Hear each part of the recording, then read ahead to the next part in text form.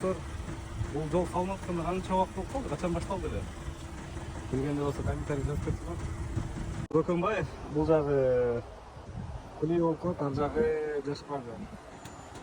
Бул жерде ачылып атат көрсөчү. Чапаева, мурунку АЗК, мурунку Чапаев АЗК Бакаев, Асыл жагы Бакаевдер, бир киши Матыев болуп кеткен. Бул жакка ачылып атат, тиги Жашпарды да тыгын азайтыш маселесинде да. Буюрса жакшы эле. Ачылса дагы какой-то жардам болот да, возможно болот эле койчу. Бирок бул альтернативдүү жол ачылып атканы жакшы, бирок ачылбай жатып эле кандай тыгын болуп ачылганда эмне болот? Ачылып жатканда каралганбы? Мен ойлойм, ушул жол ачылышы менен чогуу эле Жашпарданда кенейиш керек.